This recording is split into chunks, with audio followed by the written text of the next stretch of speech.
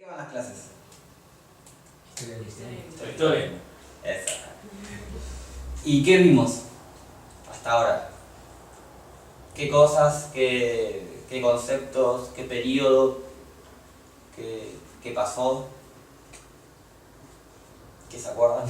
¿Cómo fueron cambiando la palabra de Dios en tradiciones humanas? Esa, re bíblico lo tuyo. Bueno, Sí. ¿Qué más? O sea, ¿qué dijo Dani entonces? Que se fue cambiando la palabra de Dios en Tradiciones. tradiciones. ¿Qué más? ¿Cuándo arranca la historia cristiana? Sí, esto lo vamos a ver también ahora. ¿Cuándo empieza la historia cristiana? Sí. En la ascensión de Cristo. Sí, Cuando sale a predicarlo, también. los apóstoles. Luca dijo algo no estuvo en la clase de Lucas, ninguno, ¿no? sí, yo estuve. Sí, yo creo que estuve. Bueno, Que iba a llegar Cristo, ¿no? Claro. Cristo estaba... como que la historia del cristianismo, o lo que se llama proto-cristianismo, empieza en Génesis, en las promesas de Dios. ¿Por qué es necesario remarcar esto? Porque el cristianismo no nace de un día para el otro. Claro. ¿Está bien? No es que a alguien se le ocurrió, o sea, no es como, ahora vamos a hablar, pero no es como el Islam. Que el Islam tiene más que ver con un movimiento situado que nace y se prolonga en el tiempo. Como que el cristianismo tiene sus raíces en las promesas de Dios desde el principio, Claro. el principio mismo de la humanidad. ¿Bien? Pero bueno, concretamente, sí, la historia del cristianismo comienza con Cristo. ¿Con quién sigue? Los apóstoles. ¿Solo los apóstoles? Después ¿Ah? Y la iglesia, la formación de Sí. la iglesia. Vamos a poner. Después de los apóstoles, barra discípulos. ¿Qué? Hola, Leo. Estamos haciendo un pequeño repaso. La historia comienza con ¿Cómo Cristo. se llamaba? Después, los apóstoles y los discípulos. Ya tenemos la historia en Hechos. Los padres de la iglesia. Los padres de la iglesia. Exactamente. My fathers. Mira ahí. Los apostólicos y los apologistas. Padres, sí. Padres apostólicos vamos a poner. Vaya, por favor.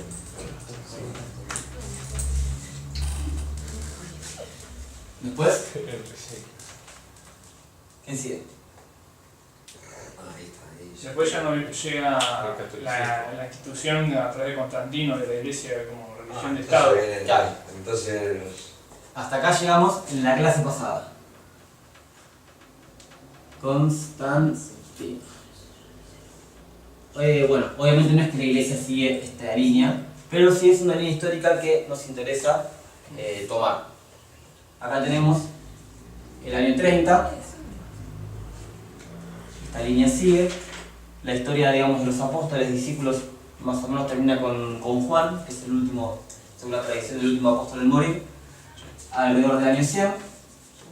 Y aquí Constantino llega el año 300, más o menos. ¿Se acuerdan de la clase pasada que vimos? Vos eras los mártires. ¿Qué vimos? El proceso de cómo, Se distorsionó. claro, cómo se distorsionó desde los Se está filmando, hablen fuerte. Desde el final- No escucha y vive. desde el final de como de la era apostólica, Sí, que se desde acá. más o menos el 100, Sí. todo el proceso hasta el año 35. 325, que fue la secuencia esta de Constantino, Un metalzón. que hizo como un... Sí. ¿Qué pasó en el año 325? ¿Qué era lo que hecho? Hizo como No digo nada porque una reunión, pero no me sale. Concilio. Sí, Ah, sí. sí, de ¿Cuál? ¿Eh? Licea. Son muchos nombres distintos. Algunos raros. Nicea. Liceo. Ponemos acá Nicea. Bien. Licea. Sí. Yeyu, ¿vos qué decías? ¿Qué pasó acá entonces? Que es un poco lo que hablamos en la clase pasada. No, eso que acá como que habla más de cómo se distorsionó el evangelio, las persecuciones y eso. Sí. ¿Y se acuerdan más o menos algo de lo que hablamos? ¿Por qué? ¿Qué cosas? Que fueron reemplazando, como decíamos hoy, cosas de la palabra. Por ejemplo, Sí. la fe, creían que era el agua lo que salvaba. Claro. El bautismo, sí. Todas estas cosas, bueno, hablamos de como una variación en la naturaleza de la fe, una variación en la naturaleza de lo que es la iglesia, de lo que es la doctrina. Son cosas que fueron variando a lo largo del tiempo, no es que fueron de un día para el otro, no es que fueron ni siquiera, aceptadas globalmente por todo el cuerpo de la iglesia en ese momento, sino fueron cosas que fueron pasando, ¿no? Imagínense, cosas puntuales. Una de las cosas importantes que habíamos mencionado es que en esta época lo que pasaba por lo general es que... Mira, Claro. Y por ende. no importa, hay otra vez ahí en el piso. Clara de Bellas Artes, al piso. Vete en la silla. ¿Cómo estás? Bueno chicos, ¿qué vez? ¿Podemos? No, este era el lugar de gancho.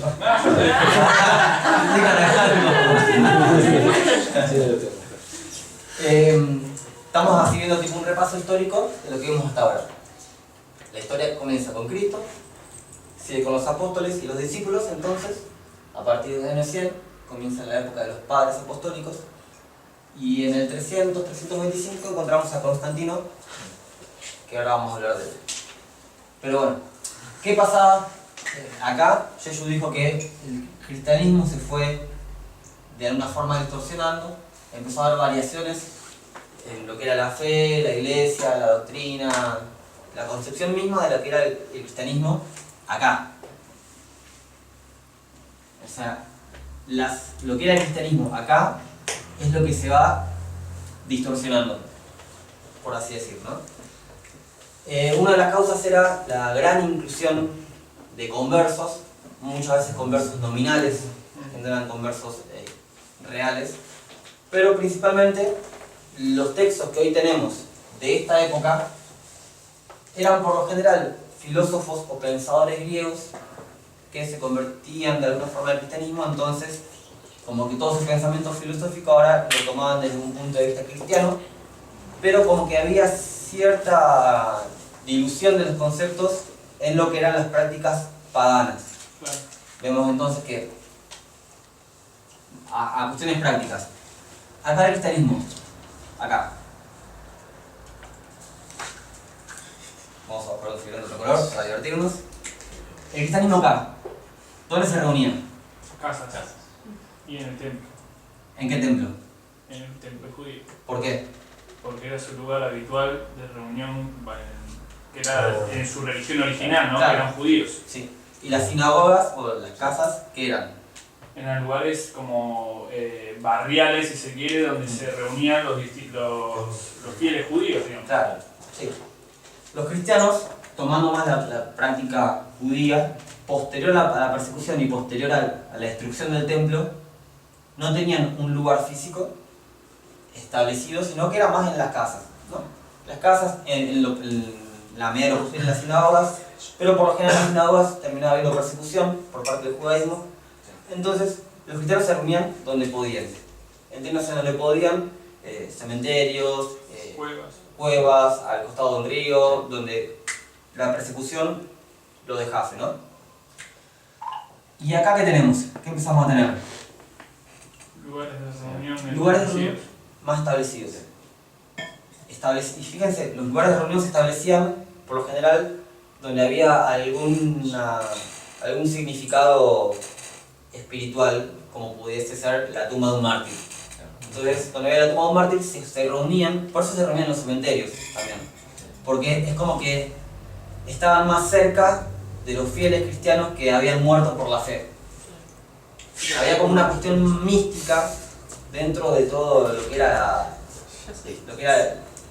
el hecho de los sacramentos, el compartir, ya se estaba tornando mucho más místico, que tenía que ver con lo que era el paganismo. El paganismo tenía su lugar de reunión, que eran los templos, tenía sus oficiales o sus sacerdotes, tenía sus sacramentos, tenía como toda una concepción mística o mágica de lo que se hacía dentro de la práctica religiosa. Entonces de a poco todas estas cosas empiezan a contaminar, a distorsionar el cristianismo, al punto de que posterior a esta fecha encontramos iglesias, eso es una iglesia, acá mejor, mira. ¿Qué es eso? Ahí va arriba, una puertita. ¿Qué es eso? Bien.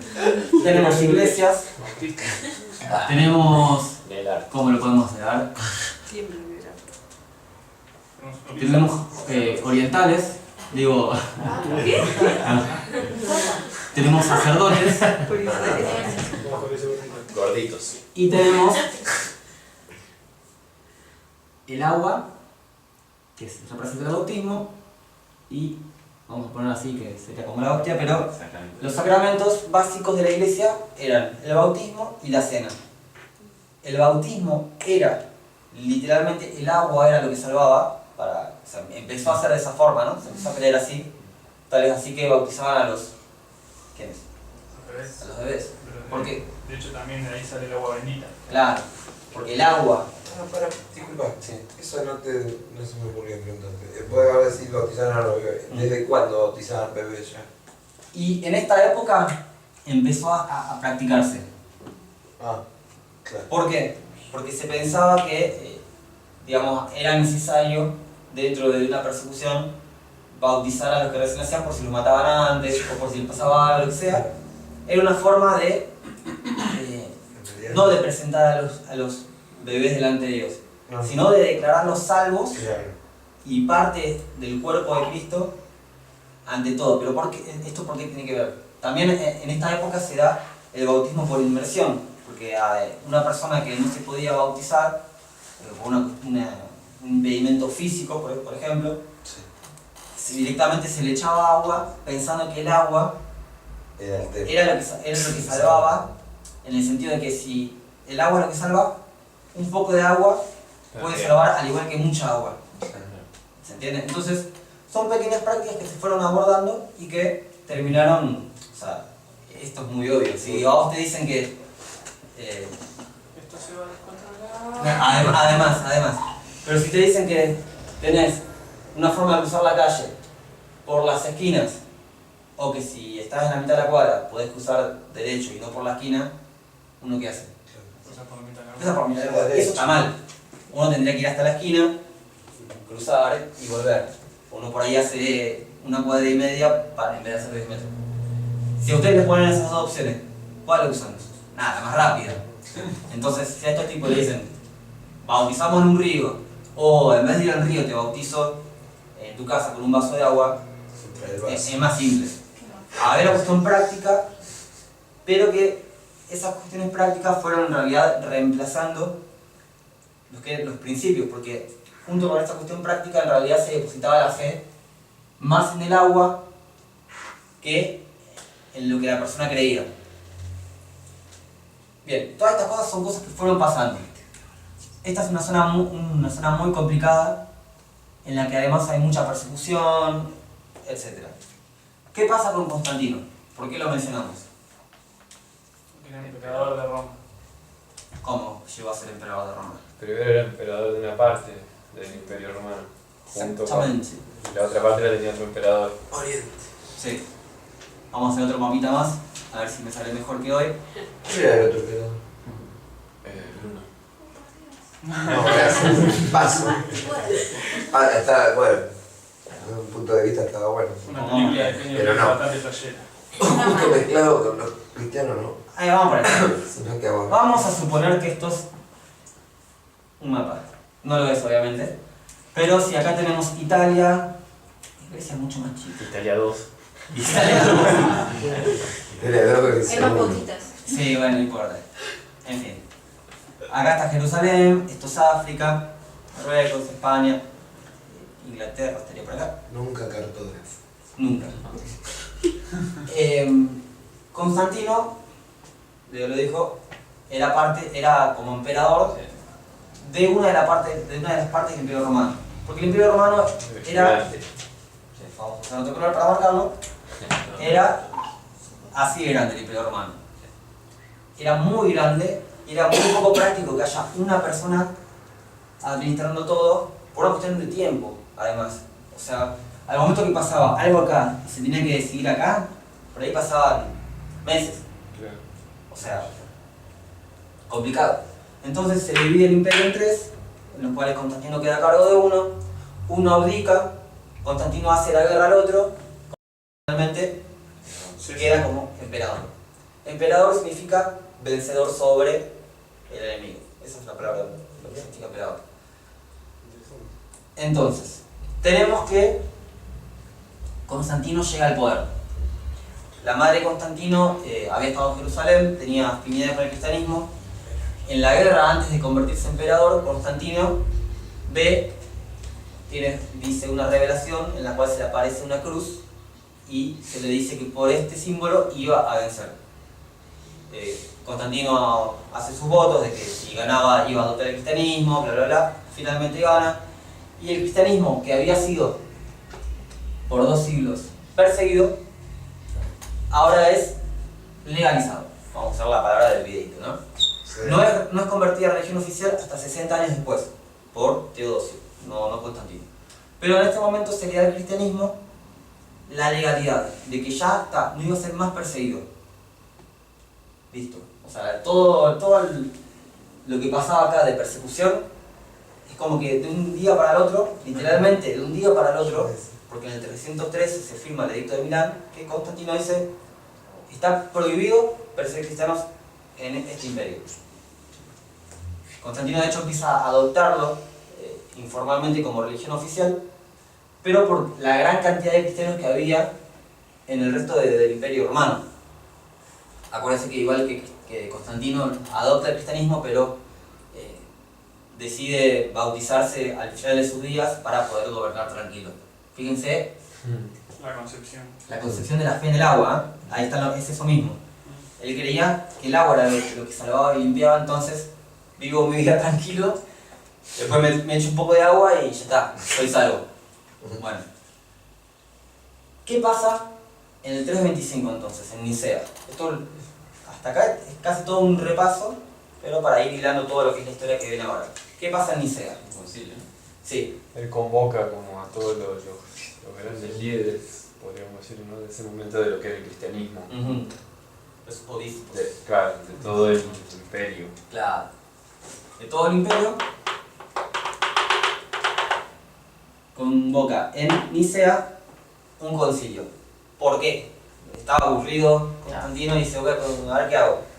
Tengo libre el viernes. Bueno. Concilio. ¿Por qué? ¿Qué pasaba? Por el caos que había, por el caos que generaba. ¿Qué decía? Arrio. Barrio. Son los arrianos, ¿no? ¿Eh? Los arrianos. Los arrianos. Que María era. No, No, eso es posterior. eso después. ¿Qué decía Arrio? Arrio era un obispo, no era ni un enemigo de la iglesia, era un obispo dentro de la iglesia que había sido educado dentro de la tradición más literal de la interpretación bíblica.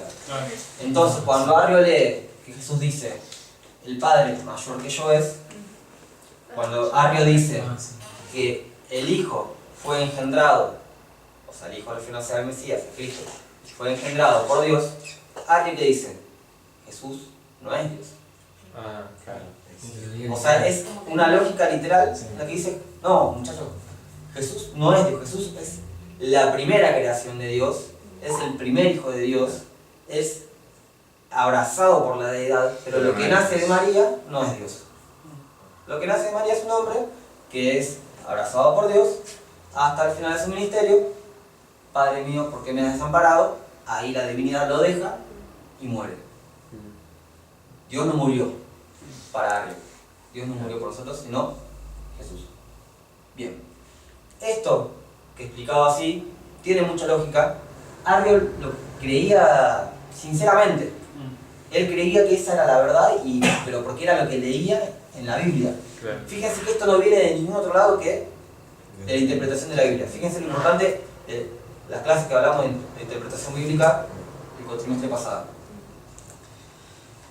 ¿Qué pasa? A Arrio, con estas doctrinas, se le oponen y ahí comienza como una pequeña pelea entre algunos obispos, que sí, que no, que sí, que no, que sí, que no. Finalmente, Constantino dice, vamos muchachos, vengan, hagan las paces. No hubo acuerdo. Como no hubo acuerdo, ahí es que Constantino dice, bueno, vamos a convocar a todos los obispos para tratar este asunto y que haya unidad. A Constantino lo que le importaba era la unidad, no la teología. ¿Está bien? Claro, sí. Concilio de Nicea, Arrio se levanta en su mayor sinceridad diciendo yo voy a explicarlo y todos se van a dar cuenta que lo que digo es verdad. Arrio termina de decir lo que estaba diciendo y se levantan todos a abuchearlo. Finalmente, Arrio, junto con todos sus seguidores, es exiliado, es chau del Imperio Romano. Constantino, dentro de lo que es el Concilio de Nicea, lo preside él, no los obispos, y él es considerado como el obispo de obispos, como que él estaba por sobre todos los obispos. Y bueno, el Concilio de Nicea termina con eso. Una cosa que a mí siempre me llama la atención es, por un lado estaba Arrio. Esto no lo mencioné ni en la clase anterior, ni en la clase esta, en el otro turno.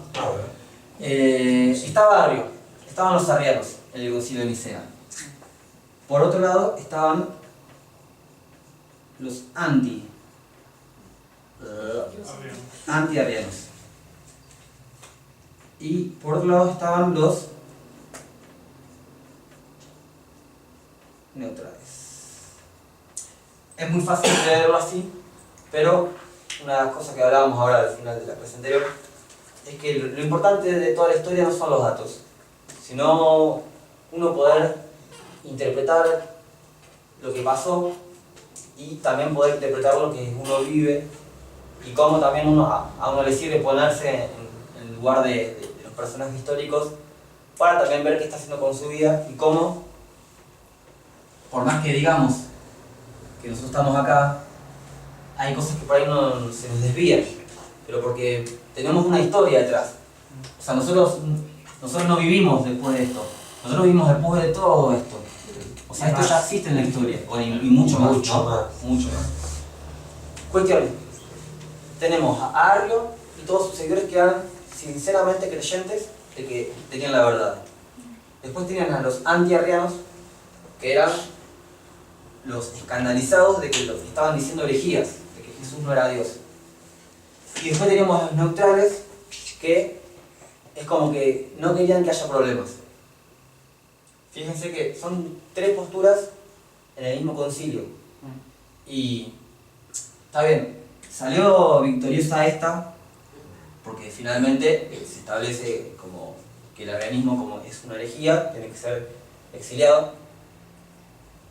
Pero veamos, o tratemos de ponernos en los pies de cada uno y ¿qué pasaba con? ¿Por qué había personas que eran neutrales? ¿Por qué había personas que eran anti-arrianas o por qué había personas que eran arrianas? Algo pasó en toda la historia para que eso se dé así. Y muchas cosas pueden pasar en nuestra historia para que haya cosas así en nuestra práctica religiosa, en nuestras doctrinas, etc. Hay veces que somos neutrales con algunas cosas, hay veces que defendemos la doctrina, o a veces estamos defendiendo una interpretación que no es bíblica. Son cosas que pueden pasar. ¿Qué es lo llamativo de todo esto? Todos estos eran obispos, no eran pichis, por así decirlo, ¿no? Eran obispos. Obispos de gran parte del Imperio Romano. Había unos 300 obispos. Estamos en el año 325. En el 313, lo voy a poner acá, me comí un número, o sea, 12 años antes es el Edicto de Milán, que decía era la tolerancia al cristianismo. O sea, 13 años antes, ¿qué pasaba? 13 años antes del concilio de Nicea. ¿Qué estaba pasando? Había persecución. Había persecución. Entonces, piensen que todas estas personas, lo hablamos, tenían las cicatrices, tenían familiares muertos, Claro. tenían conocidos exiliados, habían sido perseguidos, por ahí les habían robado todo lo que tenían. Todas estas personas, hace 13 años, eran la escoria del imperio, y en el 325 entraban vestidos de realeza, con el saludo imperial, con la espada arriba, espada que por ahí 13 años antes habían matado a los cristianos, y estaban avalados por el poder político que antes los perseguía. ¿Qué pasa finalmente? ¿Y qué es lo importante? Que es algo importante simbólicamente en todo esto, que el cristianismo que antes era perseguido, acá se empieza a convertir en perseguidor. ¿Por qué? Porque los arrianos terminan siendo exiliados. O sea, los cristianos son los que decían que el arrianismo ahora no va para más, y a partir de entonces se deposita en el poder, o sea, en la iglesia, en el poder de la iglesia, decisiones que antes eran impensadas, y la justicia empieza a ser como más de los hombres en todo esto. ¿Bien? Hasta acá venimos bien. ¿Qué pasa después del 325? Vamos a borrar el mapa un rato. Entre el 325, 400, principalmente alrededor del 400, 470. ¿Qué pasa? ¿Alguien? ¿Historia? ¿El Imperio Romano existió por siempre? No. El Imperio Romano cae. ¿Por qué cae? Atila. Atila, ahí está. ¿Por qué cae el Imperio Romano? Atila el Uno. Atila el Uno. De los bárbaros. Pero ¿qué pasa con...? Vamos a buscar otro color. Este es el Imperio Romano, ¿no? Dijimos hoy. Bien o mal, el Imperio Romano adopta el cristianismo, nace la religión finalmente católica como religión oficial. Entonces tenemos un imperio con poderes políticos y poderes religiosos, ¿no? Justamente la palabra católica significa universal. Claro. Sí. Disculpa una cosa, porque hoy como lo viste, después agregaste que era antes lo del Vaticano y eso. Si ¿Lo qué? Lo querés meter ahora, lo del Vaticano que marcaste, ¿te acordás? Claro, sí, bueno. Que era antes, dije. Después. Todo se va formando, ¿no? Todo esto de los obispos, todo lo de los obispos genera como una jerarquía que no existe en el Nuevo Testamento, ¿no? ¿En qué sentido? Uno tenía comunidades de creyentes que por necesidades finalmente, o sea, por una cuestión funcional, había ancianos. Acá. Por cuestiones, muchas, se termina poniendo un obispo sobre esta congregación. Perdón que lo hago chiquito, pero necesito espacio. Cuando esta congregación crece más, o se multiplica, este obispo por ahí tenía que hacerse cargo de estas dos congregaciones. Por poner un ejemplo. Cuando esto ya se trataba de una ciudad, finalmente las diferentes congregaciones levantaban o un obispo regional, una diócesis, lo que sea. Estos obispos que fueron al concilio muchas veces representaban a grandes regiones. Constantino se llamó obispo de obispos, o pastor de pastores, por así decirlo. Se reclamó para sí mismo un título muy alto.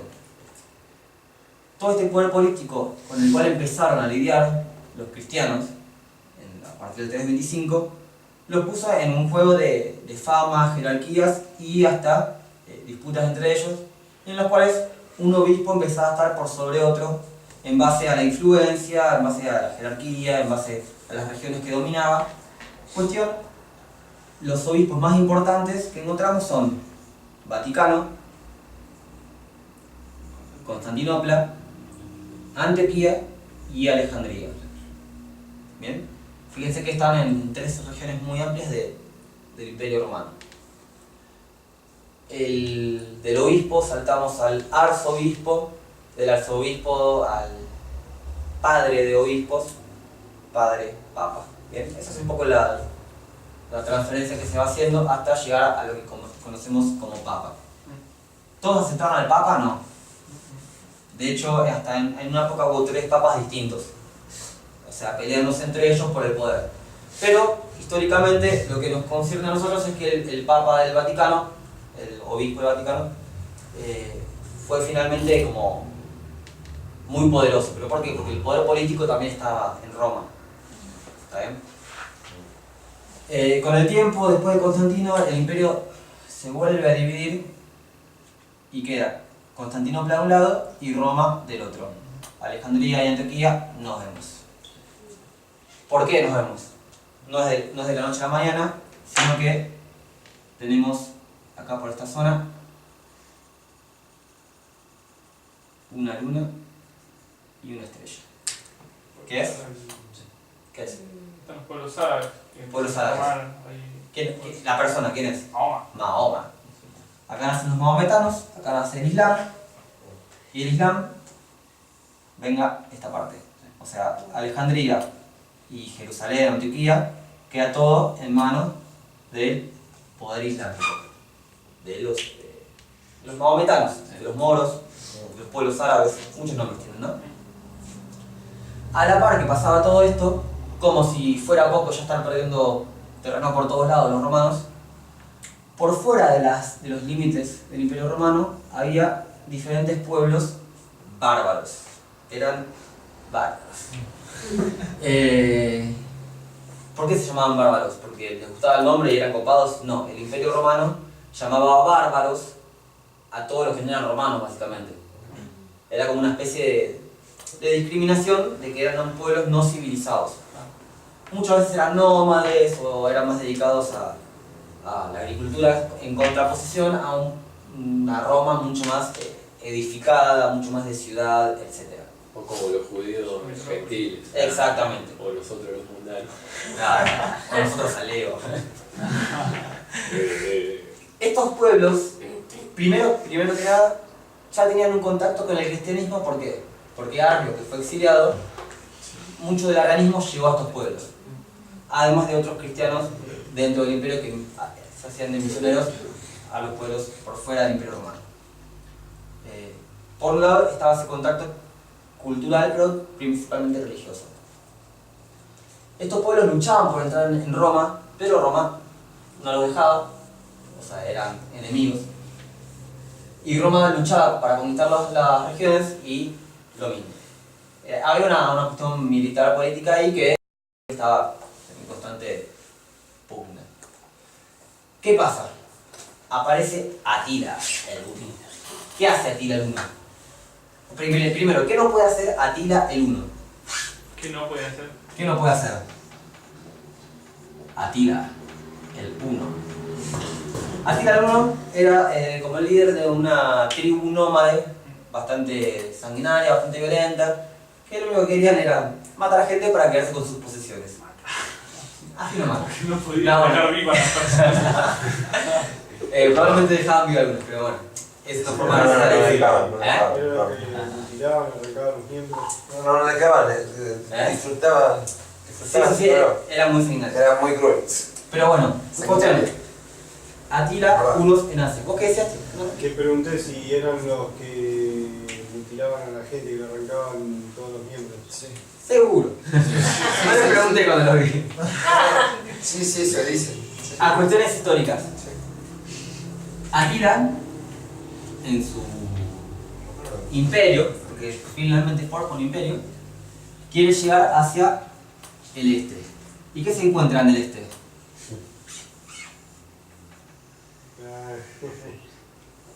Como que soy chino. Arigato. Pero arigato es japonés. Sí. Bueno, en fin. Como no puede ir para el este, Atila, ¿qué hace? Viene para acá. Nos metemos con el César. No. Estos son muchos, mejor el... Claro. Se manda para el lado de Europa.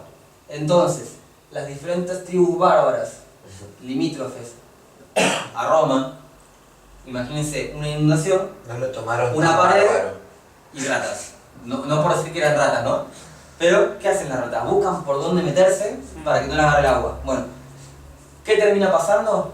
todas estas tribus bárbaras empiezan a meterse en el Imperio Romano, principalmente de Occidente. Lo arrasan, básicamente. O sea, chao fronteras. ¿Cuál era la característica de estas tribus bárbaras? Primeramente que no tenían problema no tenían problema en el sentido de no estaban en contra de la cultura romana. Ellos la valoraban mucho. De hecho, ellos valoraban hasta el cristianismo. Pero su problema era político y militar, que no los dejaban entrar, entonces eran o ellos o nosotros. Entonces, cuando se meten, arrasan con todos los poderes políticos gubernamentales. Acá es donde la cosa se pone picante. ¿Por qué? Porque estos bárbaros, muchas veces con respeto hacia la religión, matan a todo, matan al emperador, bla, bla, bla, pero dejan vivo al obispo de Roma, el Vaticano. ¿Qué pasa finalmente? El obispo de Roma termina convirtiéndose como una especie de emperador, por así decirlo.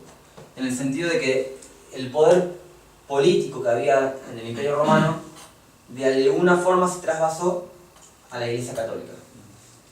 Y la gran mayoría de las cosas de la cultura romana que sobreviven es gracias a la Iglesia Católica Romana.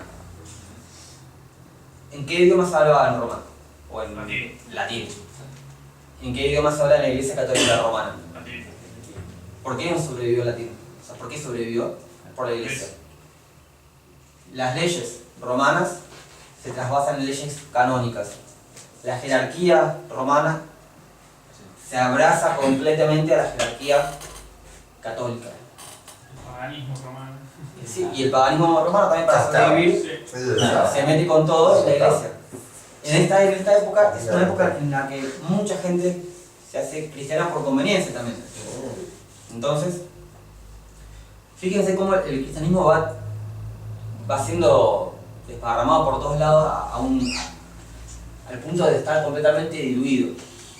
¿Qué pasa? Como si fuera poco, bueno, además de haber conquistado Jerusalén y Medio Oriente, el Islam llega finalmente hasta España y lo conquista, todo esto.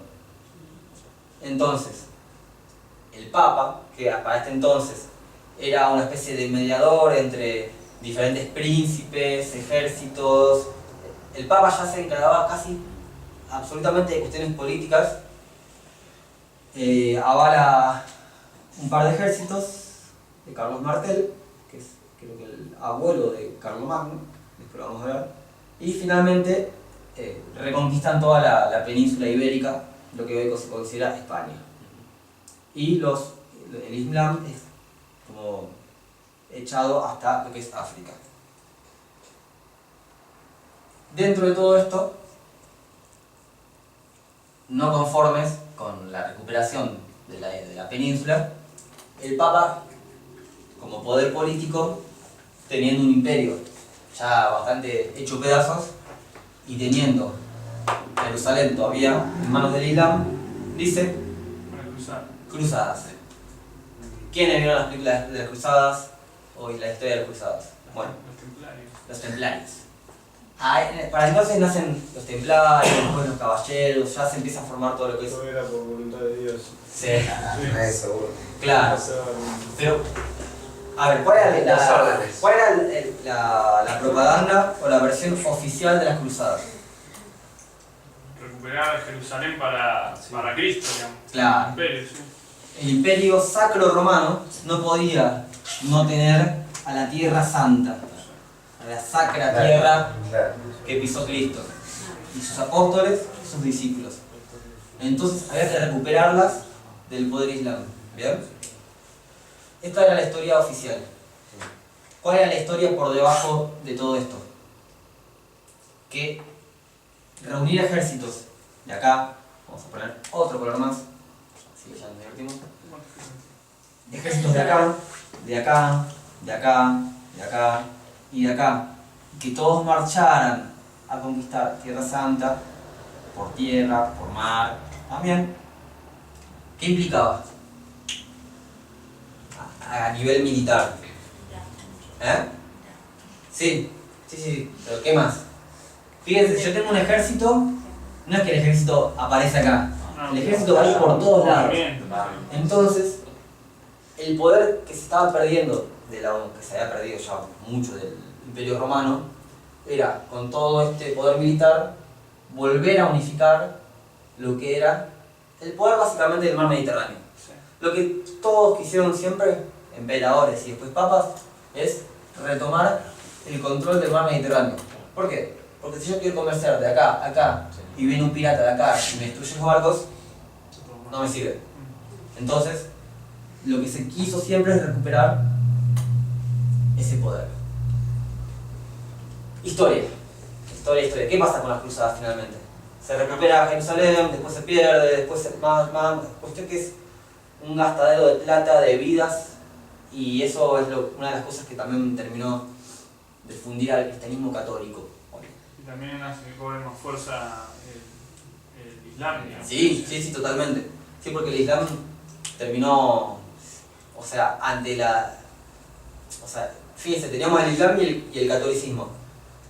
A medida que pierde el catolicismo es porque gana el Islam. Sí. No es que el Islam se queda en su lugar, el Islam gana terreno. También en las cruzadas, digamos, se intenta destruir a lo que después termina siendo la Iglesia Ortodoxa griega, que era el obispado de Constantinopla, digamos, Claro. que era el segundo obispado más grande de Europa, digamos. Claro. Hoy no lo mencionamos, pero el Papa era considerado como el líder de la Iglesia occidental, y en Constantinopla teníamos al líder de la Iglesia ortodoxa, que es la oriental. Hasta hoy en día está esa diferencia entre Iglesia ortodoxa e Iglesia católica. ¿Qué es ortodoxa? Es la oriental. Se le llama ortodoxa porque justamente tenía una concepción mucho más enraizada en la ortodoxia de los discípulos de Cristo.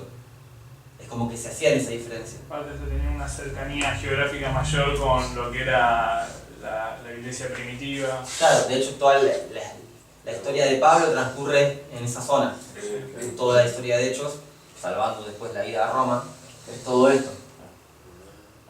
Pero bueno, la iglesia ortodoxa es la iglesia oriental, básicamente. La iglesia católica es la iglesia occidental.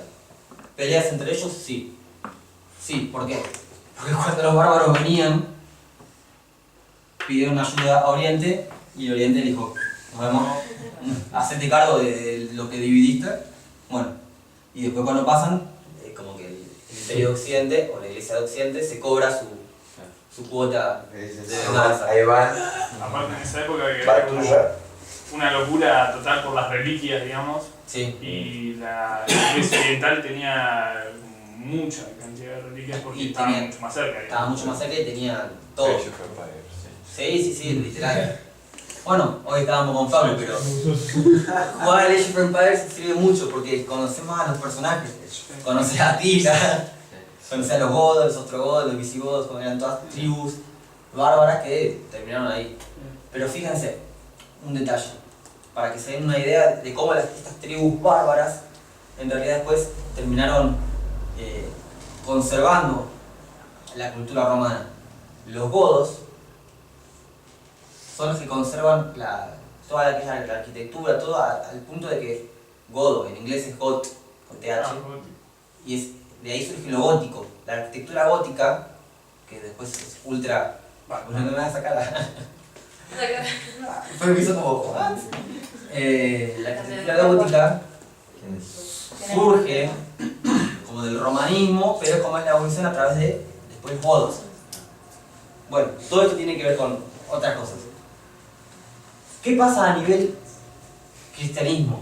A nivel iglesia acá. Todo bastante mal, de hecho. ¿A qué punto? O sea, ¿qué referencia tenemos? Siempre esto. Busquemos esta referencia. No una referencia formal, en el sentido de cómo deben ser las formas de la iglesia, sino desde un punto de vista primero doctrinal y luego práctico. ¿El Papa vivía las enseñanzas de Cristo? ¿Los cruzados que iban a la guerra en nombre de Dios lo hacían? No. La gran cantidad de cristianos en esta época fue todavía más nominal. que la máxima estrategia del Papa para conseguir reclusos para las cruzadas fue prometer el cielo para todo aquel que fuera a conquistar Tierra Santa y muriera en la guerra, ganaba una indulgencia y iba directo al cielo.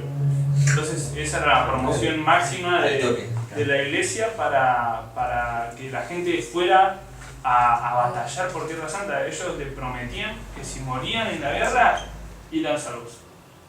Y fueron como movimientos de millones de personas. Mucho. ¿Qué pasa? Bueno, ¿no había nadie que reaccionara en contra de esto? Sí. ¿Quién? Y por ejemplo Lutero. Pero no te vayas tanto. Llegamos hasta el 1300, si querés, como mucho. Lutero para la próxima clase, por eso. Pero previo a todo esto, incluso ¿En la próxima ya aparece? en los años sí, Ah, bien. incluso en el año 400, 500, ya había todo el sincretismo, había un cristianismo diluido, el paganismo estaba invadiendo las prácticas cristianas. ¿Quiénes estaban? ¿Quiénes nacen ahí? ¿O qué práctica nace ahí? Los monasterios. Los monasterios, las prácticas monasterios. sí. Los monasterios surgen inicialmente de cristianos que decían, che, eso puede ser así. Me las tomo. Me las tomo, pero en un sentido de que para conservar la pureza. Es decir, podemos cuestionarlo, porque sí, es cuestionable, porque Jesús dice que están en el mundo, pero no son del mundo. Pero a través de estas personas finalmente se conservaron textos, muchos textos, o sea, tanto canónicos como no canónicos, o sea, de la Biblia como de escritores cristianos o apologistas o todo demás. Estas personas conservaron todo eso, además cultivaron toda una cultura que apuntaba más al Nuevo Testamento, porque se generaban comunidades alrededor de los monasterios en las cuales ellos trataban de proveer, eran comunidades que vivían en la escasez material o no privilegiando esas cosas. Entonces, bien o mal, como que algunas cosas se contienen en los monasterios y en otras organizaciones más que van surgiendo. Había grupos que eran como itinerantes también, que no tenían un lugar físico, Claro. pero que eran perseguidos por la iglesia misma. Claro. En todo este tiempo nacen los franciscanos, los jesuitas, que son por ahí cosas que interpretamos a la larga como muy católicos, pero en realidad eran en respuesta como a la corrupción que tenía la iglesia en sí misma. Esto, digamos, no es para decir esto está bien o esto está mal, sino son cosas que fueron pasando y como que en alguna medida, o en toda medida, como también vos decías Leo la clase pasada, Dios lo permitió así, ¿no? Sí, claro. Un proceso de Dios también. Un proceso de Dios. Porque era como yo creo que también no se podía volver como de allá de nuevo, digamos, pero fue como gente que empezó a volver, Claro. a querer Intenciones. sí, a tener Como siempre intenciones Por lo menos. de volver, de sacar todo lo que no era cristianismo, o sea, todo lo que no era la doctrina de Cristo, ¿Dentro de todo este escenario geográfico o fuera? dentro. Sí, de hecho la gran parte de la historia que conocemos y que nos llega Claro, bien, es en este escenario, Claro. porque no nos llega la historia, De nosotros. nos llega gente de este escenario que iba por ejemplo a los bárbaros, pero no sabemos exactamente qué pasaba por fuera, porque nadie lo escribía eso, O al menos no hay registro. o no hay registro o se perdió, Sí. que también es probable, ¿no? ¿Y qué significa monasterio? Porque son. No sé qué significa monasterio, pero lo que son como edificios de reclusión donde los cristianos inicialmente se refugiaban para tener como una práctica devocional dedicada a la oración, a la lectura, a la traducción de las escrituras y todo eso alejado de todas las prácticas paganas que veníamos hablando que se fueron dando a lo largo de esa historia. Que no es algo que es exclusivo del cristianismo, tampoco la vida ascética y monástica, digamos, que por ejemplo donde se encuentran los rollos del Mar Muerto, en las ruinas de Qumran había una comunidad judía que era monástica también, Claro. que era los que conservaban, tenía una biblioteca grandísima, y que es algo que también conservaron las comunidades monásticas cristianas que empezaron a surgir en esta época, traducían la palabra, la transcribían, y por eso nosotros tenemos tantos manuscritos. Claro. O sea, los manuscritos más antiguos que tenemos en el Nuevo Testamento también vienen como de esa época. Sí, sí, tal cual. Ahora, había tanta proliferación de esta vida como más de monasterio, que incluso bueno, había gente que vivía en cuevas, como de Qumran, y como que se dice que era tal la proliferación de estas personas que ya estaban todas las cuevas ocupadas. Claro. Como que de momento como que habían escapado tantos de todo eso Claro. que todos los lugares estaban ocupados. Entonces ahí también es que se empiezan a formar comunidades, etc. Todo como es el panorama del cristianismo, es lo que se llama principalmente Edad Media, Edad Oscura. ¿Por qué se llama Edad Media o Edad Oscura? ¿Alguien recuerda eso? Por la tecnología. Porque no. Tecnología En humana. ese tiempo donde no hubo más palabras o algo así. Vos estás confundido igual con la... Ah, no, con el tiempo. Intertestamentario. Sí. Pero igual va por ahí en algún sentido. ¿Por qué? Porque hubo... ¿Cuántos siglos fueron? 4 o 5 siglos de soberanía absoluta del Imperio Romano.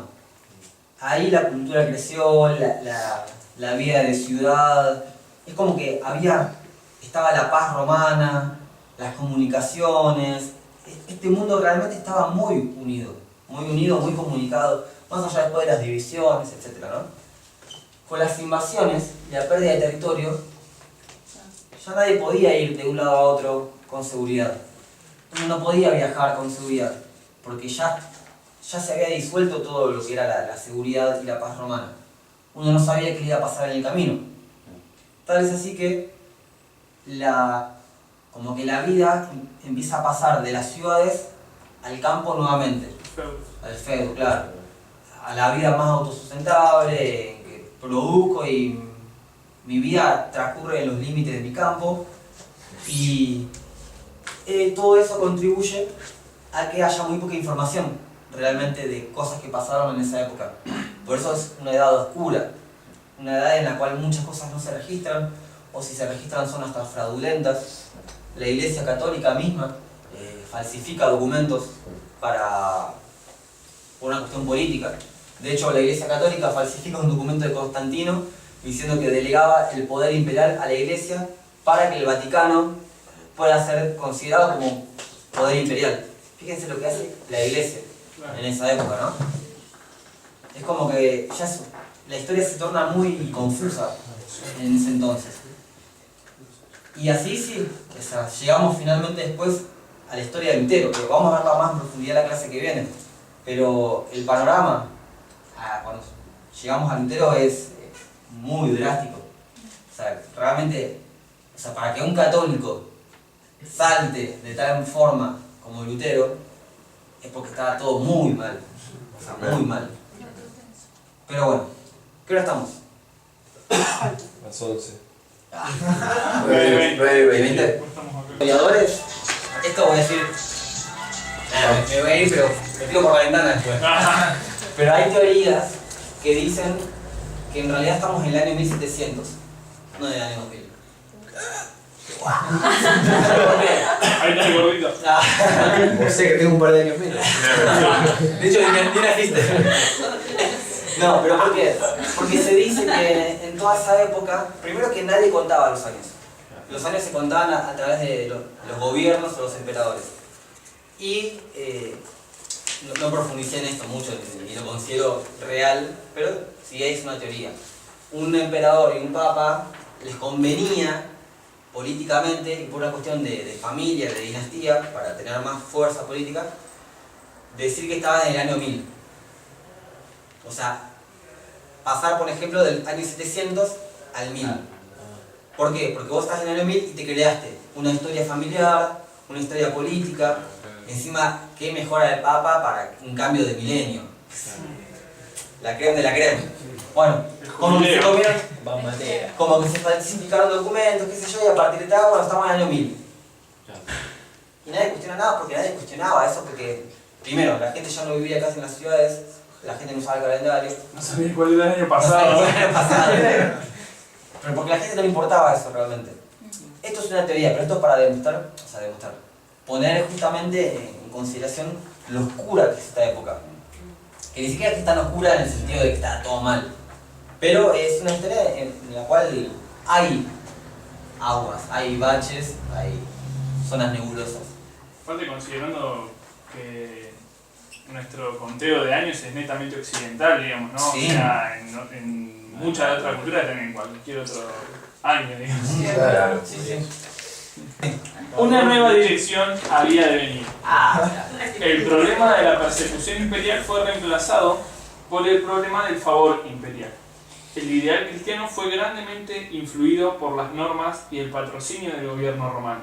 El desarrollo del Concilio Universal como un cuerpo legislador autorizado para todo el cristianismo, junto con el intenso deseo de Constantino de una conformidad universal a una sola norma cristiana de doctrina y práctica, fueron un gran paso hacia el gobierno monárquico en el cristianismo.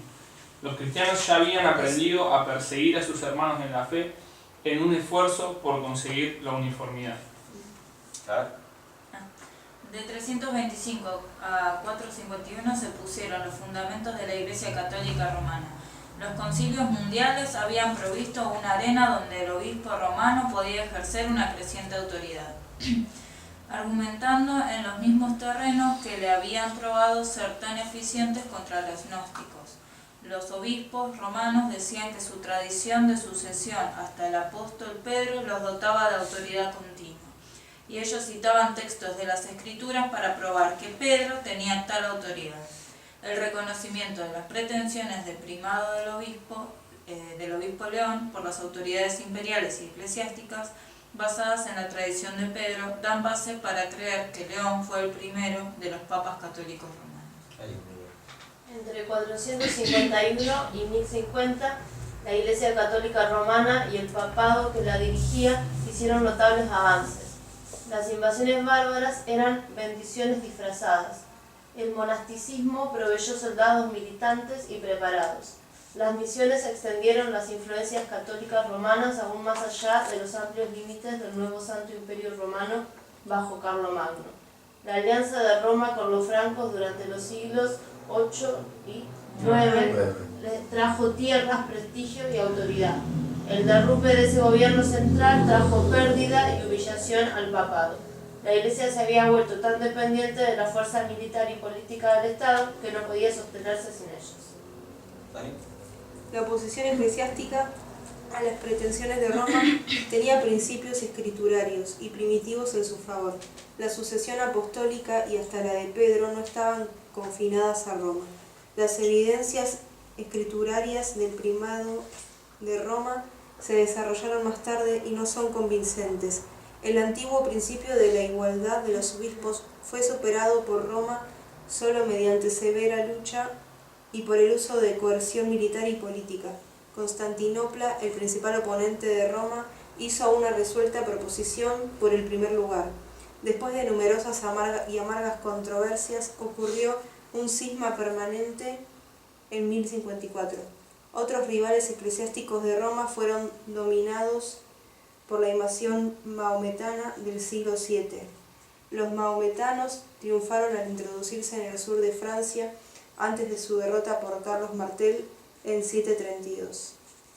El registro de oposición eclesiástica a la autoridad papal es muy fragmentario. Los que estaban dentro del sistema jerárquico y que podían oponerse a la dominación de Roma lo pensaban bien antes de exteriorizar su protesta o de registrar la disensión escrita. Los únicos registros eran guardados por los que eran considerados disidentes o herejes cismáticos. Debe haber habido mucha disensión que no se expresaba, porque en los primeros siglos después del 9, la oposición a la autoridad papal se extendió por todas partes del cristianismo occidental. En sus relaciones con el poder secular, la Iglesia Católica Romana quedó en lugar secundario durante este periodo, aunque tal poder era amistoso, como en el caso de Carlomagno. Se reservaba el derecho de manejar el cristianismo como parte de su administración imperial. Los diversos papas declararon fuertemente el ideal introducido por Agustín especialmente el de que el poder espiritual en el mundo es superior al poder secular y que un día lo superará completamente. Este ideal no se alcanzó durante el periodo de 325 a 1050. ¿Dije bien? Sí. El papado hizo importantes avances, sin embargo, a pesar de muchas opresiones. Las falsificaciones del siglo VIII aumentaron grandemente el prestigio papal. La donación de Constantino influyó mucho, indudablemente, para que Pepino... Perdón. Esa donación es una de las falsificaciones en las cuales Constantino justamente donaba su poder. Hiciera su donativo de grandes extensiones de tierra en Italia central y del norte al Papa. Los decretos falsos que llevaban el nombre de Isidoro de Sevilla tuvieron su influencia en las relaciones del papado con el poder secular al establecer a Roma como el punto central del movimiento cristiano. El papado sufrió una de sus más grandes humillaciones durante los últimos siglos del fin de este periodo. Sin embargo, el fin de la situación estaba cercano. En un siglo, el oficio papal había vuelto a obtener su lugar dominante en la vida eclesiástica y estaba bien avanzado hacia la dominación de la autoridad secular. El papado alcanzó un espectacular avivamiento de autoridad y prestigio en los siglos XI y XII. Una reforma interna por medio del monasticismo empezó la recuperación. El prestigio papal subió hasta los cielos como resultado de las cruzadas bajo su dirección, pero los resultados a largo alcance no fueron favorecidos. El escolasticismo dio justificación intelectual a las doctrinas papales. 3 papas sobresalientes, usando las armas eclesiásticas de excomunión, veda y cruzadas, humillaron a todos los poderes seculares. La diferencia entre la norma del Nuevo Testamento y de la Iglesia Católica Romana del siglo XIII era grande. El obispo romano se había hecho dominante, su autoridad era reconocida en el campo espiritual como en el secular. Su organización era fuerte y bien disciplinada. La definición doctrinal de los principales credos de Roma era casi completa. Las nuevas órdenes de monjes consiguieron reclutas para toda clase de servicio especial. El futuro parecía brillante. Sin embargo, había elementos que hubieran molestado a un observador avesado. ¿Avesado? ¿Qué ¿Cómo que prestar atención? Astuto, atento. La disensión estaba hundiendo. Se parecía. Hundiendo. Los métodos que habían sido adoptados para combatir la disensión solo diseminaron el espíritu por el continente. Se estaban desarrollando nuevos gobernadores seculares que no temían a la excomunión ni a la veda papal. Los primeros resplandores del alba estaban emitiendo su luz, frente a la cual el sistema romano no podía continuar dominando las mentes y los corazones de los hombres. Con eso son las puertas del Renacimiento, justamente. A la época que se llama Renacimiento. Pregunta. Sí. Viste que en el tercer párrafo dice el monasticismo proveyó soldados militares y preparados. Sí. Los monjes también iban a la guerra. Ajá. O sea, no viste ellos en Pax. Yo los mandaba ahí a hacer un ejército de monjes y los mandaba ahí. Te conviertes. Ay, nos convirtió. Pero sí.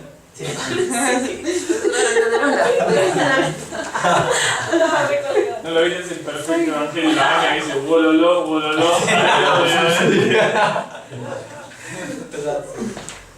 Bueno, de acá. Esta es la historia, más o menos planteada, con la cual vamos a llegar a la Reforma. A la historia de Lutero, que es más conocida. Pero si bien la historia de Lutero es bien conocida, hay historias por debajo de Lutero que son, por ahí están más interesantes. Calvino. Y más... ¿Cómo? Calvino. Sí, más en realidad. Claro, porque Lutero después lo vamos a ver, pero quedaron muy en la superficie de los cambios, pero hubo cambios más internos que nos modifican mucho hoy en día. Pero bueno, todo eso lo vamos a ver la clase que viene.